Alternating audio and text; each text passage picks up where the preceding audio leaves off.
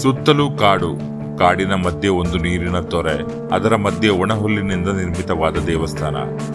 ಆ ದೇವಸ್ಥಾನವನ್ನು ನೋಡಲು ಬಂದಿರುವ ಲಕ್ಷಾಂತರ ಜನ ಕಳೆದ ಕೆಲವು ದಿನಗಳಿಂದ ಯಾವುದೇ ಸೋಷಿಯಲ್ ಮೀಡಿಯಾವನ್ನು ನೋಡಿದರು ನಮಗೆ ಸಿಗುವ ಒಂದು ಸಾಮಾನ್ಯ ವಿಡಿಯೋ ಇದು.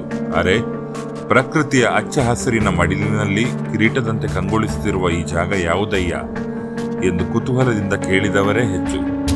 ಹೌದು ಸ್ನೇಹಿತರೆ, ಸದ್ದಿಲ್ಲದೆ ಸುದ್ದಿ ಮಾಡುತ್ತಿರುವ ಆ ಜಾಗ ಬೇರೆ ಯಾವುದೂ ಅಲ್ಲ, ಕೇರಳದ ಕಣ್ಣೂರು ಜಿಲ್ಲೆಯ ಕೊಟ್ಟಿಯೂರು ಗ್ರಾಮದಲ್ಲಿರುವ ಅಕ್ಕಾರೆ ಕೊಟ್ಟಿಯೂರು.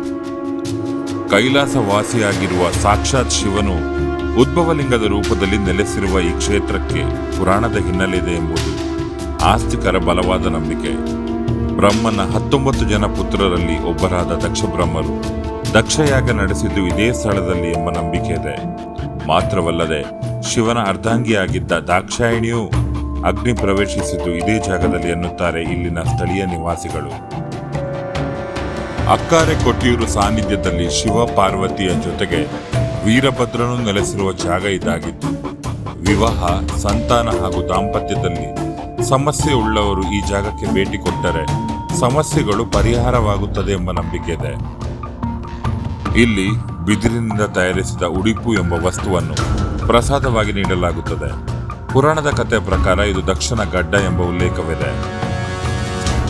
ಸಾಂಪ್ರದಾಯಿಕ ಉಡುಪುಗಳನ್ನು ಧರಿಸಿ ನದಿಯ ನೀರಿನಲ್ಲಿ ಮುಳುಗಿ ದೇವಸ್ಥಾನಕ್ಕೆ ಪ್ರವೇಶಿಸಬೇಕೆಂಬ ನಿಯಮವಿದೆ. ಇಲ್ಲಿರುವ ಕಲ್ಲಿಗೆ ಕಲ್ಲನ್ನು ಉಜ್ಜಿದರೆ ವಿಭೂತಿ ಉತ್ಪತ್ತಿ ಆಗುವುದೇ ಇಲ್ಲಿನ ಮತ್ತೊಂದು ವಿಶೇಷ. ಶಿವನಿಗೆ ಎಳನೀರ ಅಭಿಷೇಕ ಇಲ್ಲಿನ ಪ್ರಮುಖ ಸೇವೆಯಾಗಿದ್ದು, ಜೊತೆಗೆ ಬೆಳ್ಳಿ ಹಾಗೂ ಸ್ವರ್ಣ ಕೊಡಪಾನ ಸಮರ್ಪಣೆ ಹರಕೆ ಸೇವೆಯೂ ಲಭ್ಯವಿದೆ. ವರ್ಷದಲ್ಲಿ ಕೇವಲ 27 ದಿನಗಳ ಕಾಲ ಬಾಗಿಲು ತೆರೆದಿರುವ ಈ ದೇವಸ್ಥಾನಕ್ಕೆ ದೇಶದ ಮೂಲೆ ಮೂಲೆಗಳಿಂದ ಲಕ್ಷಾಂತರ ಜನ ಭೇಟಿ ಕೊಡುತ್ತಿದ್ದಾರೆ. ಸದ್ದಿಲ್ಲದೆ ಸುದ್ದಿಯಾಗಿರುವ ಈ ದೇವಸ್ಥಾನ ಪ್ರಸ್ತುತ ಪ್ರಕೃತಿಯ ಮಡಲಿನ ಆಶ್ರಯದಲ್ಲಿ ಸುಂದರವಾಗಿ ಕಂಗೊಳಿಸುತ್ತಿದೆ.